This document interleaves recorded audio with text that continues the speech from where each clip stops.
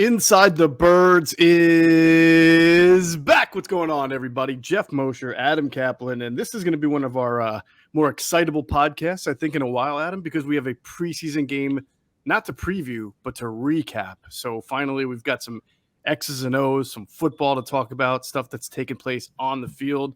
We got a lot to go through. I mean, there's also been some transactions. There's been some players who are getting healthy.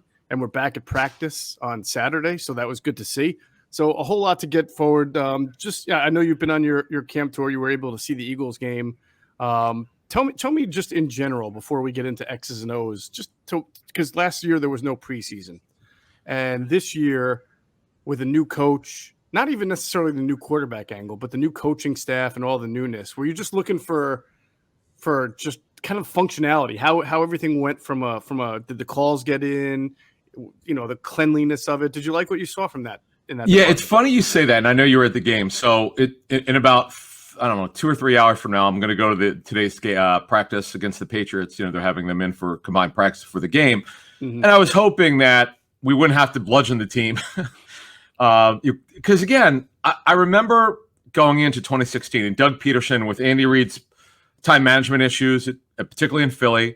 Mm-hmm. Not so much in Kansas City, but he had some a little bit from time to time. And I know there was a concern with Peterson. How would he handle that? And guess what? It was all unfounded. And then we transferred to this coaching staff. Again, Nick Sirianni was the guy not a lot of people thought would be a head coach this early. Someday, yes.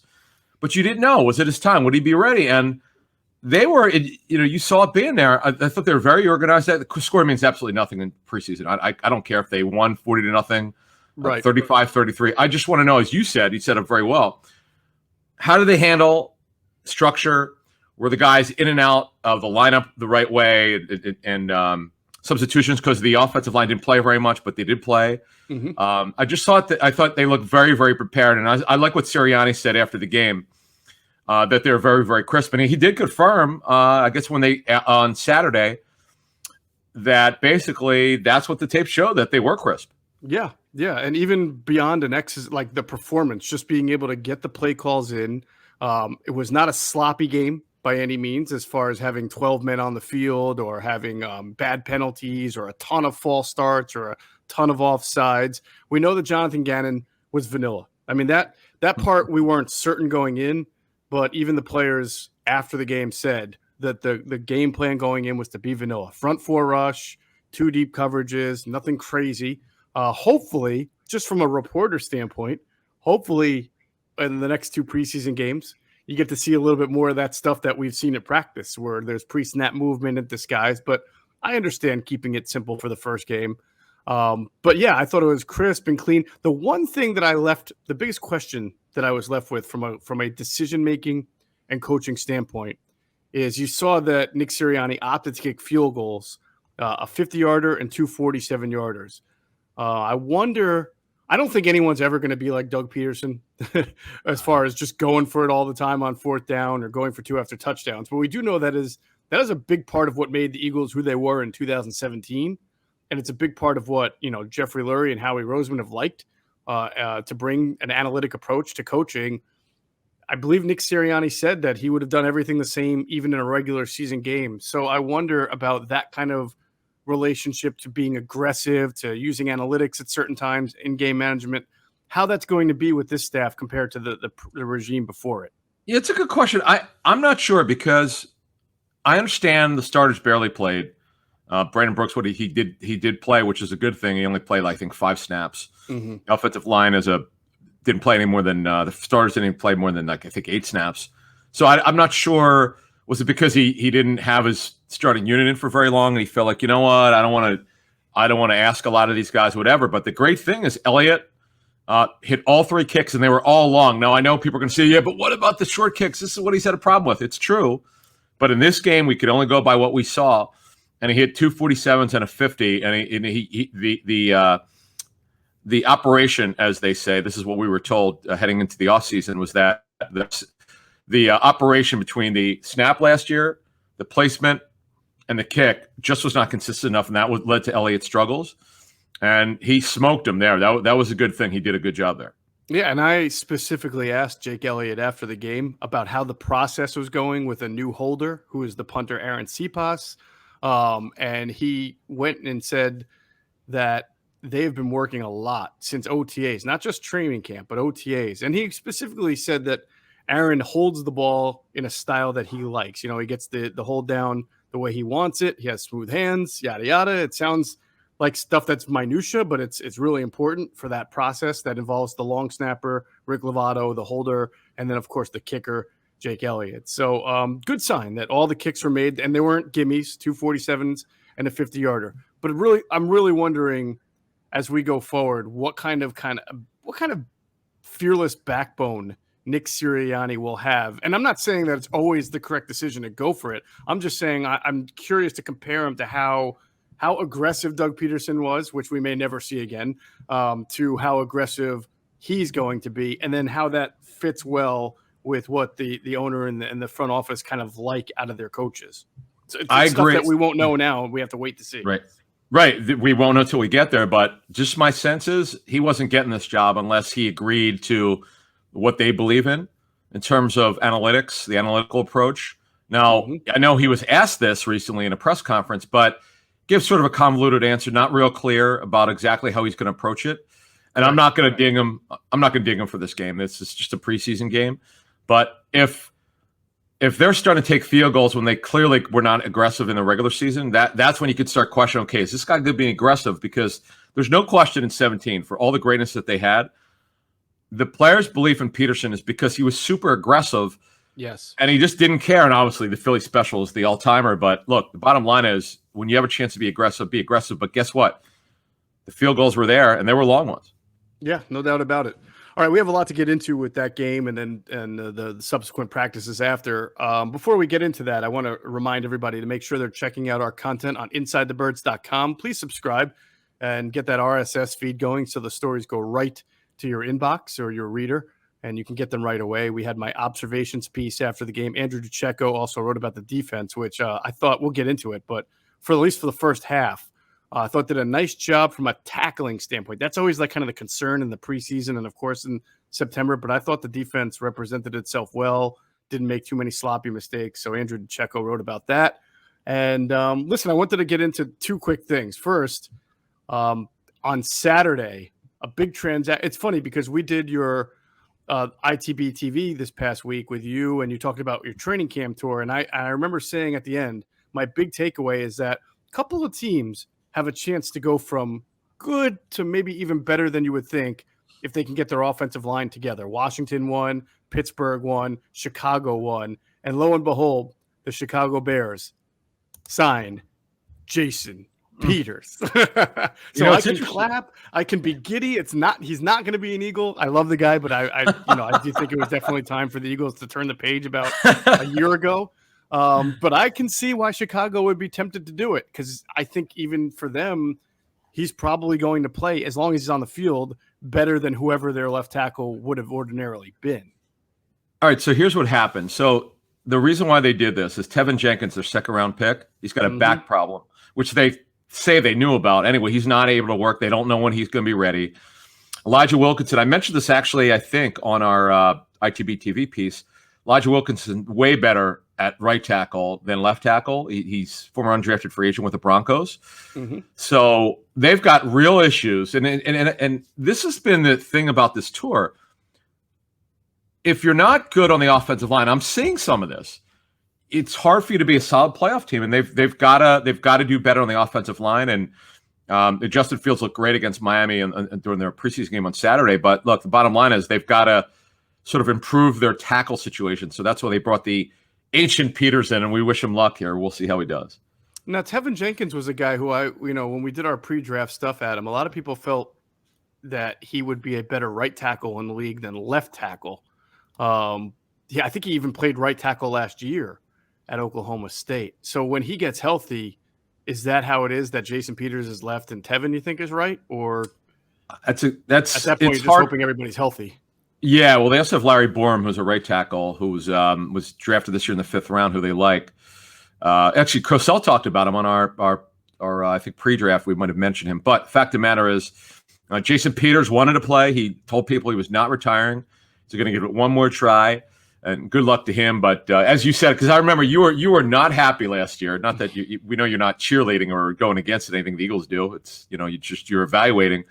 You are not happy that Peters is back, and I understood why they brought him back, because they felt he could try to play guard, and then obviously other things happened, so he didn't have to very much. But fact of the matter is, you're right. There's no more Jason Peters. He will not be back.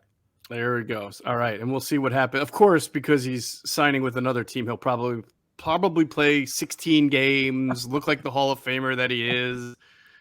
That's just how it works. But we'll see. I am shocked about this. I thought both of those guys had a chance to sign. I just thought Alshon Jeffrey would sign somewhere before Jason Peters. But as we sit here today, Alshon Jeffrey remains a free agent, which is surprising to me. Yeah, his issue is he's coming off injuries, and he looks like he's maybe got 2 years left in him as a part-time player. It's funny because in free agency, if you look at the list of available receivers, it's pretty weak. Left tackle, pretty weak, and Peters is going to give it one more shot. All right, Adam, before we get into our podcast, I wanted to give you an opportunity to talk about something really cool that you've been working with, the HOFL. Why don't you tell everybody what that is? Yeah, it's the Hall of Fame Fantasy League. There's 10 of us. Andrew DiCecco and I we're co-managing a draft. We did that draft on Sunday night. I'll post it on social media or Twitter, and I'll probably talk about it on my Twitch channel tonight. But it's cool, and it's run by guys who are affiliated with the Pro Football Hall of Fame, and we've got Jason Avant as our captain for the Philly team. We're the Powder Kegs. I love it. I got the logo. I got the hat and the T-shirt. I love the logo. It's literally a powder keg in the middle of the hat. It's really cool. So I got to start. Awesome. I just need to start wearing that because, man, it's been killing me, this heat out there out south. No, I'm sure. So you're one of the general managers then of these leagues, right? And I guess the fans get to kind of buy into whichever team they want, or whichever GM and or drafted team they like the most. Correct. You could actually back it, right? Sure. And you could invest in the team. It's actually a really cool concept. I wish I would have thought of this like 20 years ago when I was in the fantasy business, but it's a great idea. And it's great that Andrew is able to help us out a little bit. And Andrew's a big fantasy guy. He wrote a column late each week during the regular season last year. So I'm sure he'll want to do it again. All right. Well, you know why guys like us love fantasy football, right? I mean, it's the only thing that we can win at these days. It's the only chance that we get to win a championship because, well, our athletic endeavors, they're well behind us. We retired off the field a long, long time ago, but we are still winning now because we use Deal Dash, the online shopping platform. That's actually fun. Deal Dash is the longest running penny auction website and app around. And man, it just sounds too good to be true, right? I mean, you can see a TV being sold for $900, a car actually for less than $900, a TV for less than $2. How about that?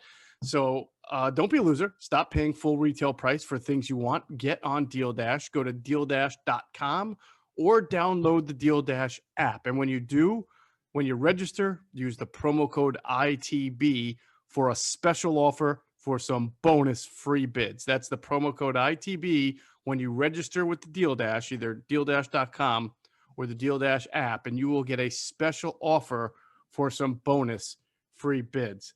All right, why don't we get into some of the stuff that's gone on? We'll get into the game in a minute, but obviously there have been some good transactions for the Eagles.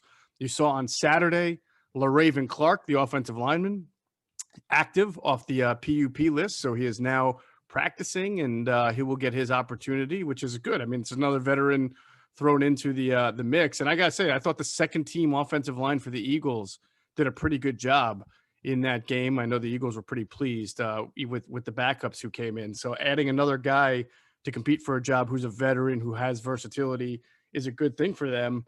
And obviously they waived Caleb Wilson, one of their tight ends, and Adrian Killens, one of those running back, wide receiver, gadget, offensive weapon type of players. But good to get LaRaven Clark back out there, Adam. I wasn't sure if it was going to be this soon. Exactly. Now they get to get him in practice. It's not guaranteed to be ready week one, but look, he's back now. He's got 3 weeks to get ready. They'll evaluate him. If he has no setbacks, if he feels good, he could be the swing tackle. That's what he was drafted for. Plus, he could also play inside at guard. So this is with him back now. A full house. We understand Andre Diller's not practicing with his sprained knee, but once he gets back, they're really definitely. Plus, you got Leonard Dickerson. All right, so Geoff, now they've got Clark back. They got a full house in their offensive line. They've got really good depth. And I'll tell you what, when you've got a good offensive line, you've got depth, you certainly can compete. Yeah, absolutely. And the Eagles, we know they have good depth, and it'll get interesting come down, to the waiver cut down with what they do with some of their offensive linemen. Again, I thought the second team OL played pretty well in the game. Devontae Smith back. Look, this is, well, I shouldn't say back, but he is now day to day instead of week to week. So he's creeping closer. They really need him back, Adam. This wide receiver group right now, I know everybody's excited about Quez Watkins and what he did. We'll talk about it. But in general, no Devontae Smith. Jalen Reagor still inconsistent. J.J. Arcega-Whiteside and Fulgham really haven't done much as far as at least in the preseason game. So it's a group that really needs some consistency to it right now. I'd agree. Fulgham's had a decent training camp. Arcega-Whiteside, every once in a while, we either see or we hear, okay, you did something good today, but overall, they really need him to be way better. And as you mentioned, Adrian Killens was cut. And John Hightower still week to week with his groin injury. So right now, man, they've got to get things going. They don't have a lot of depth, and they can't afford anyone else to be hurt. They really need Jalen Reagor to take his game to the next level, which he's not done yet. He flashes, but he needs to be more consistent. Mm-hmm. As you said, with Devontae Smith, he's got the grade 1 MCL sprain. It would be great if he could play in the final preseason game. It's one thing to practice soon, but you like to see him get in the game if possible, get those game conditions with Jalen Hurts and his rest of his teammates. Absolutely. And as you mentioned, Hightower still week to week with a groin. Andre Dillard, week to week with a knee. Jacoby Stevens, week to week hamstring. And Kerryon Johnson was kind of added to the list. And we'll get into it a little bit soon, but that running back position is starting to shape up, and we just haven't seen a whole lot of Kerryon. And the fact that he's had knee issues already and he's got a flare up here, probably not good for his chances of making the team. I'd agree with you. Right. And Jason Huntley, by the way, is day to day with a minor injury. Right. Pretty much. I mean, you can't say everything. It's absolutely going to happen. But right now, it seems to be obvious to me. It's Sanders, it's Howard, and Boston Scott and Gainwell are your 4. I don't see them keeping 5. I'd be stunned if they did that. Right. It just doesn't make any sense why they would do that. Kenny Gainwell, I'm waiting to see him unleashed. I know he's catching a lot of balls and getting a lot of targets in practice, but I'm looking for some explosive plays downfield from him. Yeah, no doubt. Very interesting, by the way, that Nick Sirianni, I think on Saturday, had said, hey, look, it's no secret here. We're going to throw the ball to our running backs. I mean, he came out and said it. And so when you think about that, you think about what Miles Sanders can do.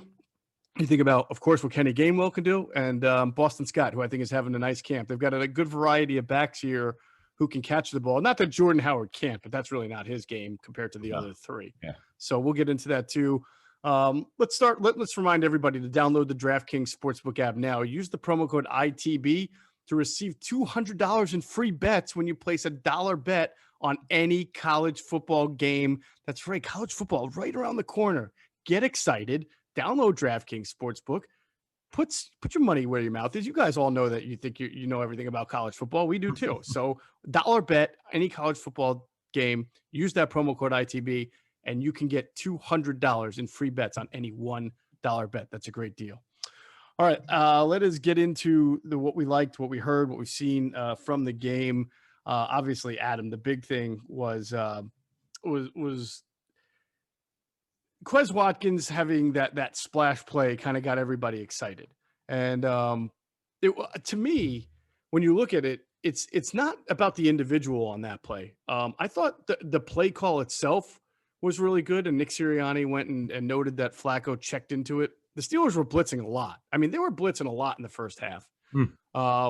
And that's a perfect blitz beating type of play. So good job by Joe Flacco to check into it. But also, you saw really nice blocks by Rodgers, the tight end, Reagor on the outside, and Brett Toth, I believe, from the left tackle position there, who actually handled himself fairly well in that game. And all Quez Watkins had to do was catch the ball and run straight. You saw the electric speed that he has, but you also already knew going into the game that Quez Watkins has electric speed. I mean, that part was not what you needed to find out about Quez.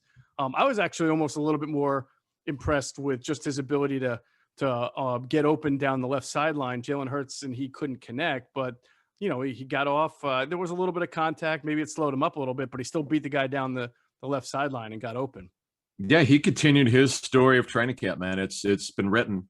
He's had a great camp.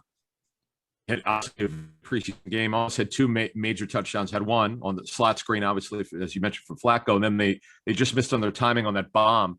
But that was, if you're wide receivers, Shane Steichen, the OC, and Sirianni, the head coach, you've got to be just loving this from Quez Watkins, because there was not much of an indication this would be coming from OTAs, but it sure. And then the start of training camp, I mean, he didn't even pass the physical. Right. So, I mean, he didn't pass the condition test. So however they listed it, but 3 days in, from what I understand, that's when he started to take off, and he has not stopped. That's a great sign for a young player who barely contributed as a sixth rounder last year. And the thing about him is, people need to understand this. From a talent standpoint, we know for a fact he had third and fourth round grades from teams around the National Football League. From a talent standpoint, character, boom, down below. Maturity, needed to grow up a little bit, needed to take his job more seriously. And boy, he has. And I think I like his press conference after the game. He seemed like a guy's pretty determined. I don't know who got in his ear, or whether he just said, okay, now it's my time. Whatever the case may be, the Eagles have to be loving it. Right. Now, people are already wondering, after that preseason game, is he going to be a starter? Is he going to take time away from Jalen Reagor? I think we're a little premature on that. He's having a wonderful camp. There's no doubt about it. 2 years ago in the preseason opener, Mark and Michael caught a pass, 75-yard touchdown pass from Nate Sudfeld on a nice deep post past Tyree Jackson. And I remember people saying after that game, wow, is this going to be the speed receiver that the Eagles need? You remember they had Alshon, they had Deshaun, and then their backups were like Mac Hollins and trying to think who else they had. Not guys known for speed. So everybody knows that Deshaun's not available. Could Mark and Michael make the team? And he wound up having just 3 catches the entire preseason. Now he's back with the Eagles, right? I mean, he was on the practice squad. Yeah. So now I'm not saying Quez Watkins I'm not making an apples to apples comparison. I'm just saying, like, we see this all the time in preseason, the big splash plays. Everybody gets excited. Hank Basket. Right. Hank Basket, of course. Perfect example there. At least Hank Basket, though, made the team and played. I do believe Quez is having a really good camp. It's not just that he flashed there. It was nice to see him get some first team run on Saturday, and I'm sure in the joint practices he'll get some opportunities to continue to prove himself. But I don't think this team is now looking at him instead of Jalen Reagor just yet as he's going to start opposite Devontae and whoever else is out there. I think they're just happy to see Quez Watkins rounding into form. Yeah, Watkins and Fulgham started in Thursday night's game, and that was interesting. And they came out with 12 personnel with Goddard and Ertz. Ertz didn't play a lot, but technically he did start with Goddard. So look, right now, Quez Watkins, he's going to be one of their top 2 backup outside receivers. It's going to be, depending on how they do it, it's either Devontae Smith, Reagor, or Devontae Smith and Fulgham, however they want to do it. But Quez Watkins has played himself into the role that, quite frankly, let's call it like it is, the one they wanted from Deshaun Jackson last year. It just was not available. Right. If this is what, and he's not small, by the way, like Deshaun. He's got decent size to him, so he's got a wonderful opportunity, and he needs to keep doing it. Absolutely. Let's get into Jalen Hurts. I thought it was a really nice performance from Jalen Hurts. I thought the fact that I was happy to see Pittsburgh kind of come out and try to throw the kitchen sink. Adam, they blitzed from the nickel position. They blitzed from the safety. They blitzed from the linebacker position.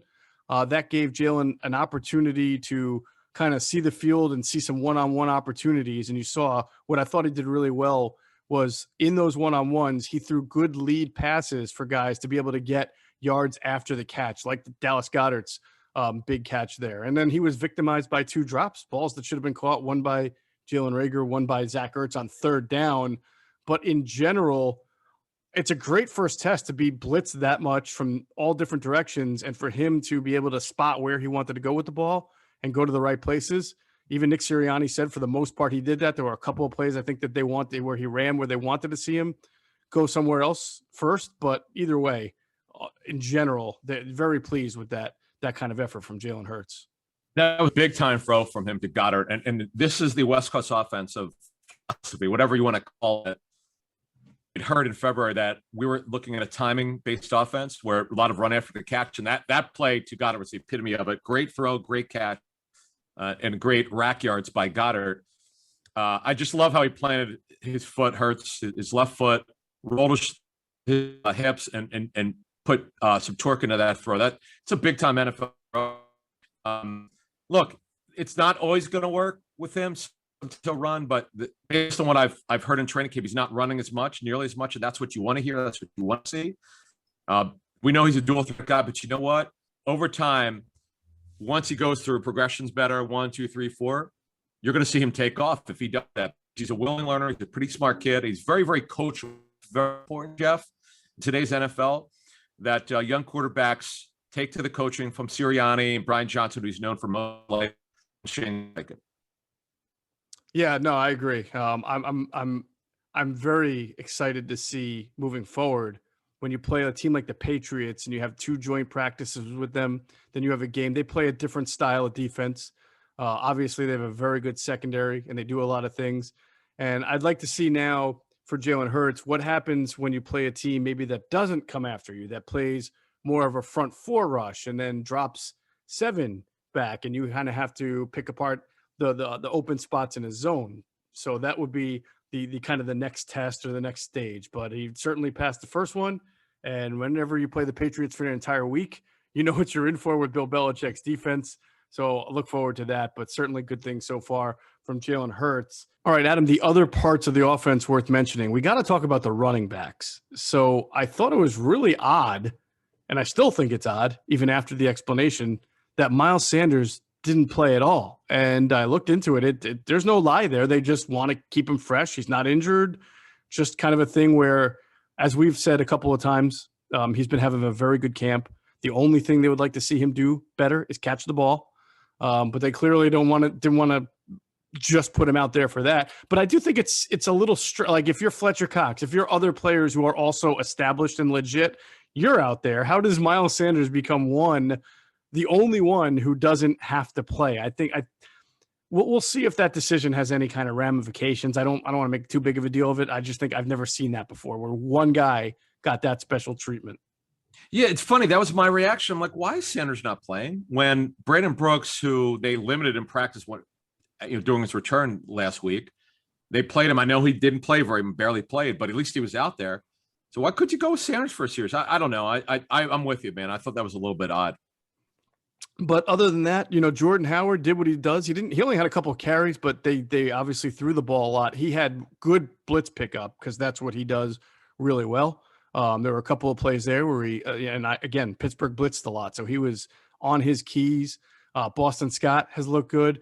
And I think that, as you mentioned earlier, I think you're looking at your top 4 right now as Miles Sanders, Jordan Howard, Boston Scott, and Kenny Gainwell. And I'm, for Huntley and for Kerryon, it's going to be an uphill battle to make the 53. And if it ended today, I don't think they make it. They definitely don't make it if it ended today. Yeah, and I'm really looking forward later today with the Patriots coming in for the 2 practices. Mm-hmm. I'm interested. You were talking about this because they'll disguise it because it's like a joint practice. It's not a game where other teams can see the film. I do believe they'll run a lot of what they do, and I'm very curious to see not only Hurts, but can their young receivers beat coverage? This is going to be a great test for them. This is actually a really smart thing by GM Roseman and Sirianni, the head coach, to agree to do this because they're going to see some things that particularly Hurts that he has not seen before. This is a good thing. All right. Now, tight ends. We talked about what Ertz and Goddard gave them. And no, I'm still not of any impression that Ertz is going to be on the team in September, but we'll see with that. But here's another reason why, because they love Tyree Jackson. I mean, we've talked about Jack Stoll and him having a good chance to make the 53 because he can block and catch, right? Tyree Jackson has shown them in his first year at tight end, at least so far in training camp, that he can catch the ball well. He's a reliable target at 6'7". He runs decent routes. I thought he ran good routes against Pittsburgh. I thought he was interfered on one play and they didn't call it. And as you mentioned earlier, and this gets better by the practice, his blocking is good enough. It's not great. It's not even maybe good compared to normal NFL level, but for what they're expecting of a guy who's moving from quarterback to tight end for the first time, they're not disappointed with what they're seeing from that element as well. This guy's going to make the team if he's trending toward making the club. To me, this was the first test. Mm-hmm. It's one thing to never have played tight end before and you do well in practice and training camp where there's no tackling. This was a test, and he led them in targets. 20 snaps. He had 5 targets. He had the 19-yard catch, and he's got a great attitude. I'm loving this story. This is, to me, I understand once we get in the regular season, if he does make the team, he's probably not going to catch many balls, but that's not the point. They've been looking for somebody like this. They've tried the Hakeem Butlers of the world over the years. I know their personnel staff has been told this over the years. They're looking for guys they can convert to a tight end position. We're playing other positions. Could be a defensive lineman. It could be a receiver, whatever the case may be. And this guy's got it. He's starting to earn a shot. Again, I'm not going to give him the Holy Grail yet because they have a very crowded tight end room right now. But we've always said this. This is what personnel people tell us. Players cut themselves and they earn roster spots by their performance. What'd you think of Flacco, by the way? Pretty good, actually, pretty good. I understand 79 yards of his 178 was on the slot screen. But look, did he miss a couple? Okay. He was 10 of 17. Was he perfect? No. I thought he did well enough. I thought he showed that he still has an arm. There's no question about it. Yeah, I agree. And I also thought he looked very comfortable. I thought the whole offensive design was getting the ball out quickly, especially for that second team offense. And again, I was pleasantly surprised with that second team offense. You remember last pod, I was like, oh my God, what are they going to do when Mailata comes out? And Brett Toth played well, and so did the others. So I liked watching that second team offense run. I thought they were pretty efficient. And again, they're just running plays. They're defensively, which we'll get to in a minute. They absolutely were not. In fact, I think defensively, they won't do anything in the preseason. They're not going to show them what we saw in training camp. And offensively, and I know Sirianni said this leading up to the game, teams haven't seen the tape. Well, okay, that's fine. But you and I know this. We've known this since February. It's more of a West Coast offensive philosophy, a lot of run after the catch. And that's what we really saw in this game, to be honest with you. Yep. And I think the Nick Mullins, the Nick Mullins show after the first week of games now kind of, regressed to the mean where it should be through a couple of picks. But I thought he was going to beat out Flacco, though. I thought so too. I thought Jamie Newman was going to beat out Flacco. Basically. Oh, sorry, my bad. You're right. Out there. That was in the social media sphere. Yeah, it's crazy. No, I think. What's crazy, Adam? He threw 2 picks, right? The Steelers ran the ball, and we'll get into the Eagles' defense in a minute. But they're obviously their third string defense. The Eagles was not very good. The Steelers ran the ball like 44 times? 42. I think the Eagles ran like 40 something total plays. So the Steelers ran the ball nearly as much as the Eagles had plays for the entire game. So I thought that was incredible. But no, not the best showcase for Nick Mullins. All right. So we got on the quarterbacks, we got the running backs. We talked about the offensive line, which you got, by the way. Brandon Brooks was out there for a few snaps. So that was nice to see. Jack Driscoll was out there at right guard, I believe, with the second string. That second team O-line. That was a big takeaway for me. I thought they'd really handled themselves really well. So that's it, though. We already talked about the wide receivers. We know they need some more. They need Devontae Smith to come back. Jalen Reagor did rebound from a drop, and he ran a nice bench route. He kind of cut across the corner's face to create separation, caught a pass. I don't know about the punt returning, if he was told to not field any punts that were within the 10, because there was one that obviously dropped there and pinned them in deep in their own territory. But we've got to see more. There just has to be more from him for the rest of this camp. And the good thing is there's several more weeks for him to get into shape and get into form. J.J. Arcega-Whiteside had a nice special teams tackle, which, listen, we joke about that, but we've said it's hard to make the team when, as a fourth or fifth receiver, if you don't play special teams.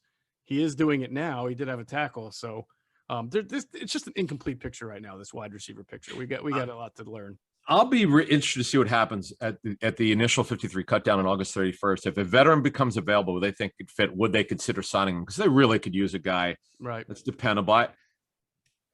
I totally understand, and it's the right process of just going with younger guys. But because of Reagor's inconsistency, Hightower's hurt, and he's now a long shot to make the team. Clearly, Watkins is ahead of him, and Watkins didn't really deliver last year at all. He didn't really contribute. Mm-hmm. Can you really depend on these guys? That's the question. And I have no idea what their record would be, but what I think is going to happen is they're going to have situations where they're a little bit better than we thought. Some weeks where they go, wow, see that coming. Wow, what a win for them. That was a good underdog win. And then there'll be some games where they're just outmatched because their talent level isn't as good as the other teams. But to me, to bring these young guys together, I think it would behoove them to have a veteran, but we'll see what happens. Yeah, we've kind of said that quite a bit throughout the offseason and through the early summer here. All right, check out our friends at PHLSportsNation.com, enhancing the fans' experience with their coverage of all of the professional Philadelphia sports teams. For the fan, by the fan, that is their motto. So make sure you're reading all of their coverage. Check out their podcasts. And also, you can find them on Twitter at PHL Sports Nation is their handle. Let's pause another moment to listen to the words from our great friends, including our buddies at Sky Motor Cars. And if you do head to Sky Motor Cars out there in Westchester, make sure you tell them Adam and Geoff sent you. You will get a great deal. Nope, you will get the best deal, not just a great deal. All right, let's get into the defense. There was a lot to get into here, a lot of good things. I almost don't know where to start. I want to just give an overview. I thought the tackling was good. I thought the physicality was good, and I wasn't sure what to expect. I thought we'd see a little bit of a spicier game plan, but listen, Jonathan Gannon's whole thing was let's keep it simple, front four rush, 2 deep coverages, and that's what you basically saw. Did you think that maybe he would open it up a little bit more? No. In fact, I'm just going to repeat again. I'd be stunned if he shows anything pre-snap, post-snap. Why do it? You're doing it in practice. You could do it against the Patriots today and tomorrow. You could do it against the Jets next week because again, nobody can get that tape other than the Patriots or the Jets and themselves. So why show it now? Graham, Hargrave, Cox, Barnett, Wilson, Singleton, Nelson, Slay, Maddox, and Harris, all their starters, projected starters, worked except for obviously McLeod, who's on PUP. And then Marcus Epps got their start. Your guy who and he played well, by the way. Yeah. You know what? For the second straight year, he's having a nice camp, and I don't think he was able to really parlay everything last year into the season, and then later in the year he was on the COVID list. But he's obviously getting a decent amount of run with McLeod out and Kavon Wallace also out. So as you're looking at it today, if McLeod can't play in the opener, it's probably going to be Anthony Harris and Marcus Epps. And so it's always good to see a guy like Marcus Epps playing well. Kind of like you said, there'll be games where you're like, hey, he played well, and there'll be games where he's the victim, right? Because he's Marcus Epps. But at least he can get in there and kind of hold the fort down, and we'll see how the rest of his preseason goes. Look, Javon Hargrave, I think the best thing that you saw was that when you hear a guy who's doing well in camp and then you want to go see him put it out there in the game, he's a former Steeler. He overwhelmed, I think it was Dotson, the left guard for the Steelers. Kevin Dotson. Yeah. He gave that line fits. I mean, he was so quick off the ball, and he was bull rushing, and he was pushing guys back into the quarterback. He had at least 2 hurries that I can recall just from memory. He really dominated Adam. I remember you'd said prior to the signing last year that the Eagles they really liked Javon Hargrave, and then they wound up signing him. And you had said that, they went back, they liked him from his college days. Was it South Carolina State, if I'm not mistaken? Yes, South Carolina State. I mean, he is gifted. He only played 8 snaps, but he has had a remarkable camp. This time last year, he was coming back from that pectoral strain, so he basically missed all training camp, had no offseason with them, and had obviously no preseason because we didn't have a preseason. But Hargrave has had a remarkable camp, and he's absolutely been dominant. And I'm really interested to see how he does in the regular season. Yep. Now, here's the thing, because Cox and Hargrave are going to start, right? And we've been talking about that backup defensive tackle picture. It's kind of unclear. You don't know who's going to step up. T.Y. McGill has had a good camp, played pretty well against the preseason, against the Steelers. I mean, I still think Hassan Ridgeway is going to wind up being the guy that they trust more as a reliable number 3 defensive tackle. But right now, I don't know what their thought process is with Milton Williams, because they're playing him at end as much as tackle, and he did a good job. He got some pressures there, and he was good for a rookie in his first game against the Steelers. So it kind of makes me wonder what they're, as they look at the defensive line in general, is someone too early to wonder who's in or who's out, but there's a lot of competition here. And if they look at Milton Williams more as an end, it makes you wonder what's going to be the rotation like after the 2 starting tackles, Cox and Hargrave. Correct. And by the way, Tui Pelotu and Raekwon Williams played a ton of snaps. In fact, did not play well. I understand they play with the threes, but the fact of the matter is they played a ton of snaps, so we'll see what happens there. Tui Peloto, I don't want to say I'm surprised that he hasn't made the impact, but we were expecting way more from him in training camp. We'll get a little bit more intel on him, but you're right though. The 3, 4, and really the backup, the top backup D tackle jobs are certainly still wide open. Yeah, I had a thought, and I don't know if this was just me trying to rationalize or make excuses, but for that third team D line, which did a very bad job stopping the run. But Mullins threw two picks in I think first three possessions. So basically, your defense was out there, then the offense comes out and turns the ball over, and your defense is back out there, and it was 101 degrees on the field. So maybe there was something to the fact that they had to be out there a whole lot more and very quickly and didn't get a lot of recovery time. So it's just one game. But yeah, you haven't really seen. You're right. They haven't seen what they wanted to see yet out of Tui Peloto.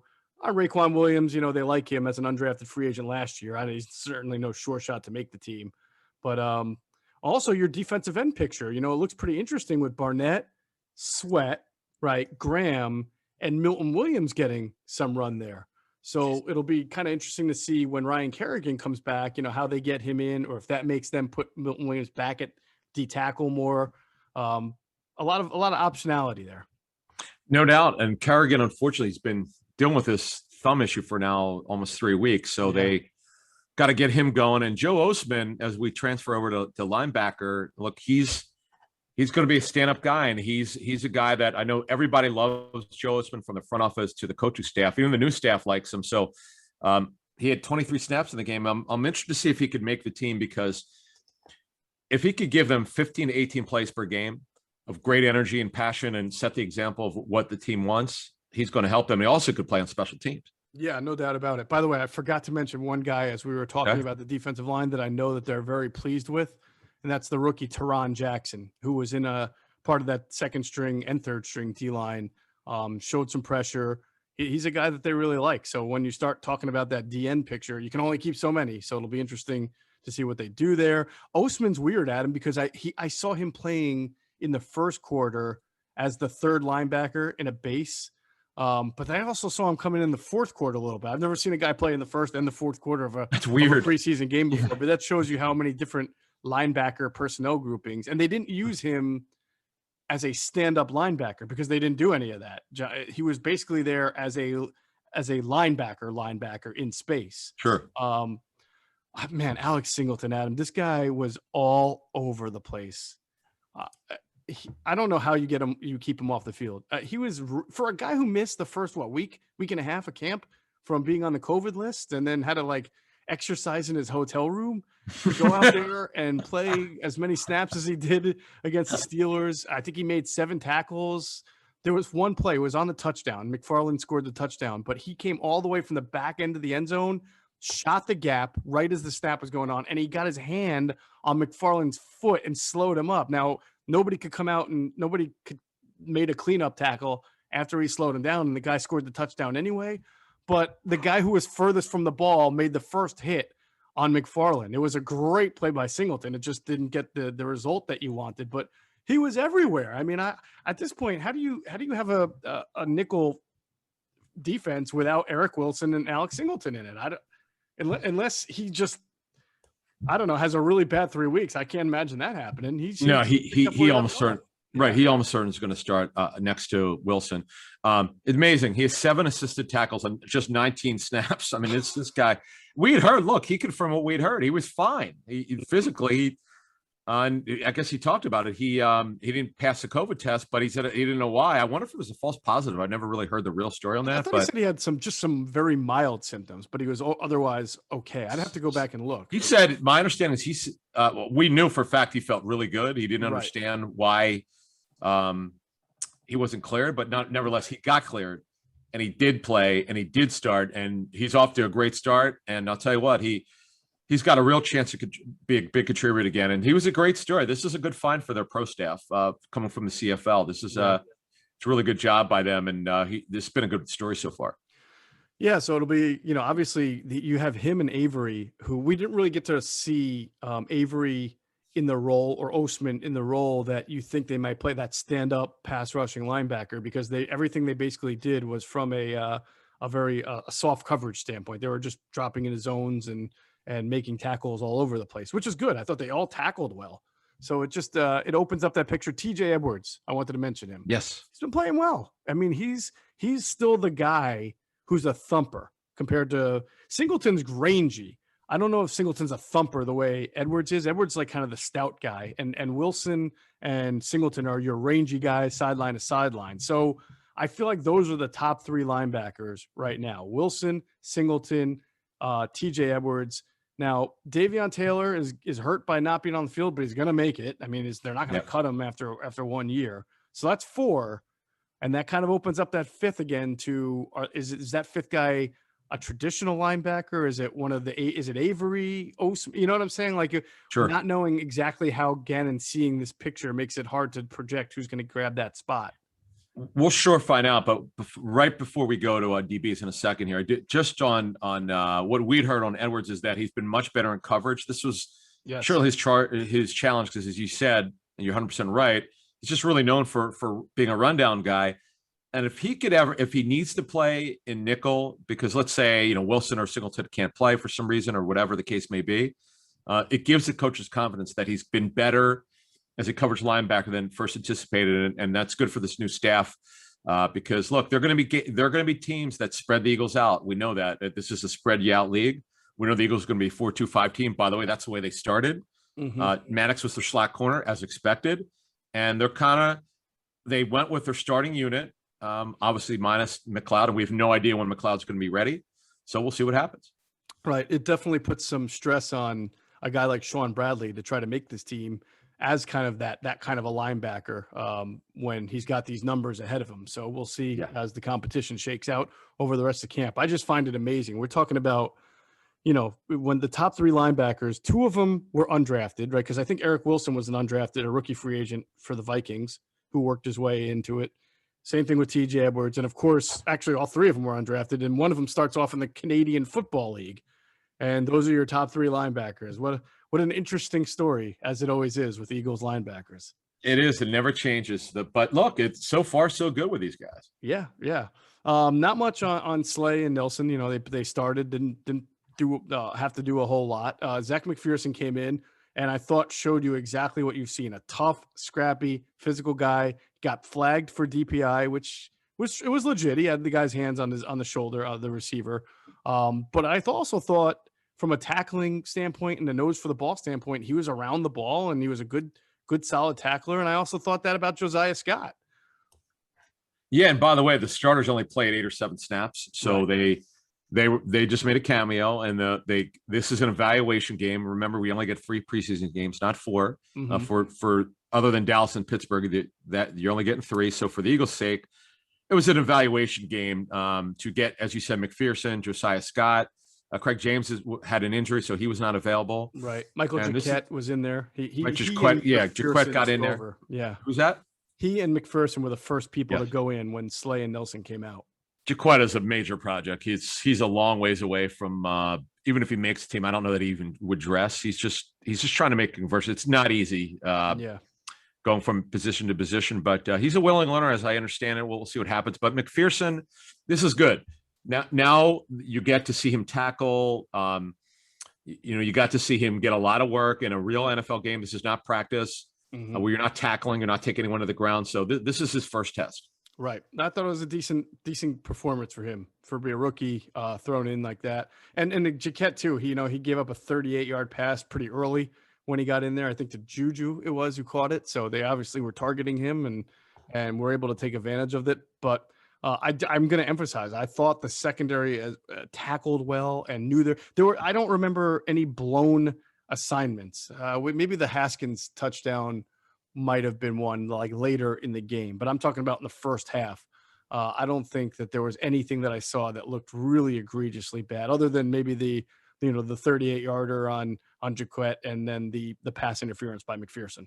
And by the way, on that, the Steelers' offensive line, they used at least 3 starters. Kendrick Green is almost certainly going to be their starting center out of Illinois. He was the 3rd rounder. Trey Turner did start at right guard. And Okorafor started at left tackle. And Rashawn Coward, who used to be with the Bears, started at left guard. Jack Banner didn't play coming back from his ACL, but that's just for cautionary reasons. He's practicing in training camp. So look, overall, I would say that, you asked at the top about the overview. This is a good performance. I think the coaches have to be very happy. It was a perfect no, but a first coach game for this new staff. I think the personnel staff and the coaching staff should be very happy how this was managed and how they came out of the game. Excellent. Oh, one guy, Adam, I forgot to mention that I know that the team is pleased with. One of the rookies. I mentioned Tyree Jackson earlier, but the linebacker, Patrick Johnson, they've liked what they've seen from him. Now, he's the one from Tulane, if I'm not mistaken, right? Yes, correct. Was he a pass rusher at Tulane, and they're trying to convert him into a kind of a more of a linebacker role? I forget. I get him and Tyree Jackson and Jacoby Stevens all mixed up with what they were as opposed to what they're going to be. But stand-up linebacker, strong side linebacker, yes. Right. I know that they like his development. He's a real high-character kid, really smart kid, great football IQ. So he's competing. I mean, he's competing to make the 53. He's not just there to kind of be on the practice squad. They like what they've seen so far, which gives them, again, a little bit more juice to that linebacker room where those last few spots, it's going to be a nice little competition for it. It's really interesting. This is a complete departure from the Jim Schwartz coach teams. Like they're taking these hybrid players and standing them up at linebacker. Some are playing strong side. Some are going to be on the ball linebackers. Mm-hmm. This is completely different from what we saw under Jim Schwartz. He did a little of this, not very much as I'm told, but boy, I cannot wait to see the regular season, what this thing looks like, because I just really believe the staff on offense and defense is going to get the most out of these players, but we'll see if I'm right. We shall see. It was a good first test. Obviously, the next test here is New England Patriots are in town. We're going to be at these joint practices and at the game Thursday night. So by the time we drop our next podcast Thursday morning, we'll be kind of recapping those joint practices and previewing what we expect to see against the Patriots that night here in Philly at the Link. So that's going to do it for this episode of Inside the Birds, the leading podcast in Eagles intel. We apologize if there were some audio difficulties there in the first few minutes. I think we got it finally ironed out after that. So if bear with us, Adam and I are always in different spots, and he's traveling and everything. So you never know with the storms and the Wi-Fi what's going on. But hopefully it wasn't too bad. So we appreciate you bearing with us. Make sure you check out the work from our great producer Hunter Brody. His channel is on YouTube is called Sports Talk with Broads. His website is broadsmedia.com and his Twitter account @broads81. And as always, we thank you for flying with us inside the bird.